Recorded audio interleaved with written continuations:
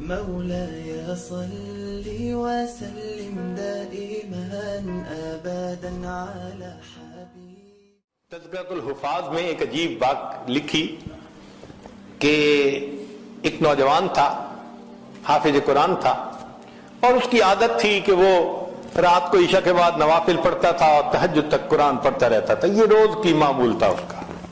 اللہ کی شان دیکھیں کہ اس نے ایک دن نکاح کیا. جب نکاح کیا تو پھر بیوی کے پاس آیا، بیوی سے بات چیت ہوئی، تو بات چیت میں دونوں نے کہا کہ ہم ایسے کرتے ہیں کہ 2 رکعت نفل پڑھ کے اپنی ازدواجی زندگی کی پھر ابتدا کرتے ہیں. کہنے لگے ہاں بہت اچھا. چنانچہ خاوند نے بھی نیت باندھ لی، پیچھے بیوی نے بھی الگ نیت باندھ لی.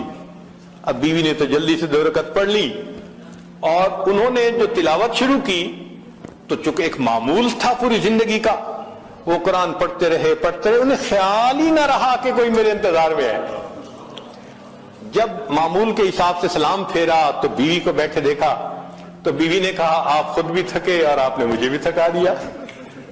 تو کہنے لگے اچھا ابھی تو میں فجر پڑھنے جا رہا ہوں، فجر کے بعد آؤں گا تو پھر ملیں گے.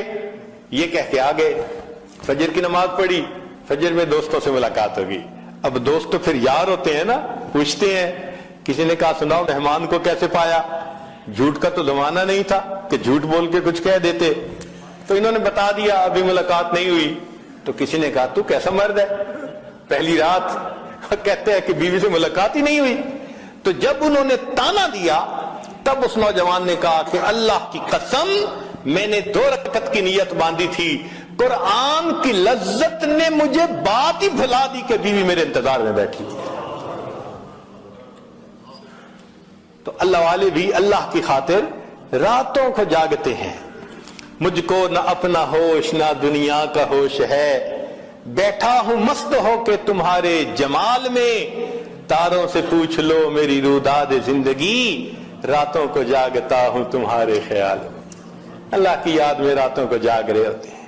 اللہ کے حبیب صلی اللہ علیہ وسلم بھی راتوں کو اسی طرح جاگتے ہیں. سیدہ صدیقہ لانا فرماتی ہیں کہ نبی علیہ الصلوۃ والسلام تشریف لائے، میرے پاس لیٹ گئے. کچھ دیر بعد فرمانے گزری نہیں، اے عائشہ چھوڑ میں اپنے رب کی عبادت کرتا ہوں.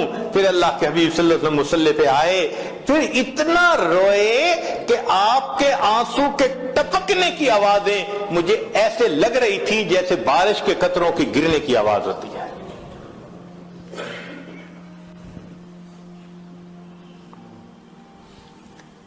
سیدنا ابن عمر رضی اللہ تعالیٰ عنہ کے گھر ایک مرتبہ نبی علیہ الصلوۃ والسلام بھی تشریف لائے اور سیدہ حفصہ رضی اللہ تعالیٰ عنہ بھی تھی، ان کی بہن عمر لانو کی بیٹی.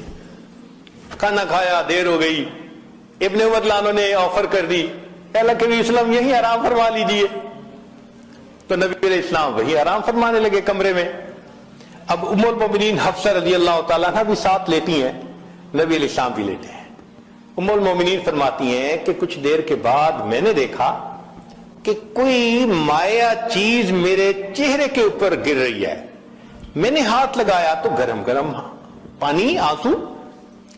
تو میں حیران، جب اٹھ کے دیکھا تو اللہ کے محبوب صلی اللہ علیہ وسلم کی آنکھوں سے آنسو گر رہے تھے، اور میں چونکہ ساتھ ایک ہی تکیے پہ لیٹی ہوئی تھی تو وہ میرے چہرے کے اوپر بھی آ رہے تھے. تو میں نے کہا ماں کی اے اللہ کے وسلم آپ کیوں رو رہے ہیں؟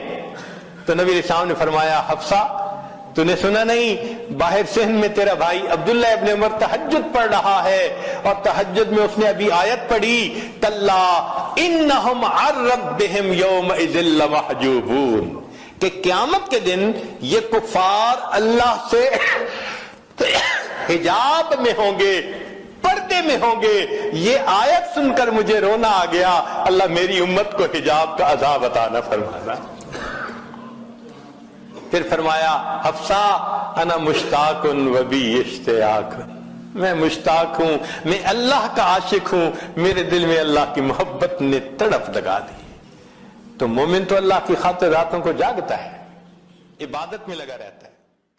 سبيل الدموع سبيل مريح تنهدى يا صاحي كي تستريح